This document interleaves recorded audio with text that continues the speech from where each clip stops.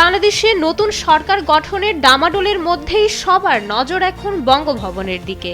বর্তমান রাষ্ট্রপতি মোহাম্মদ শাহাবুদ্দিন কি পদে থাকছেন নাকি বিদায় নিচ্ছেন? বাংলাদেশের সংবিধান অনুযায়ী একজন রাষ্ট্রপতি ঠিক কিভাবে দায়িত্ব থেকে সরে দাঁড়াতে পারেন? এর জন্য মূলত ৩টি পদ খোলা রয়েছে।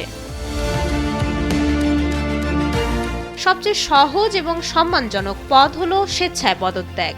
সংবিধানের 50-3 অনুচ্ছেদ বলছে, রাষ্ট্রপতি যদি নিজে চান তবে তিনি স্পিকারের উদ্দেশ্যে একটি স্বাক্ষরযুক্ত পদত্যাগপত্র জমা দিতে পারেন। যেহেতু নতুন সরকার গঠনের পর নতুন স্পিকার দায়িত্ব নেবেন, তাই শাহাবুদ্দিন চুপ্পু চাইলে তার কাছে পদত্যাগপত্র জমা দিয়ে বিদায় নিতে পারেন। বর্তমান রাজনৈতিক পরিস্থিতিতে এই পদটি সবচেয়ে বেশি আলোচিত হচ্ছে। রাষ্ট্রপতি যদি নিজে সরতে না চান এবং তার বিরুদ্ধে সংবিধান লঙ্ঘন বা ঘোরতর অসদাচরণের অভিযোগ ওঠে, তবে সংসদ তাকে অভিশংসন করতে পারে। তবে এটি বেশ দীর্ঘ প্রক্রিয়া। বর্তমানে সংসদের অন্তত 2/3 সদস্যের সই করা একটি অভিযোগের নোটিশ স্পিকারকে দিতে হবে। নোটিশ দেওয়ার 14 থেকে 30 দিনের মধ্যে সংসদে এটি নিয়ে আলোচনা হবে। সংসদ বিষয়টি তদন্ত করবে এবং রাষ্ট্রপতিকে আত্মপক্ষ সমর্থনের সুযোগ দেবে।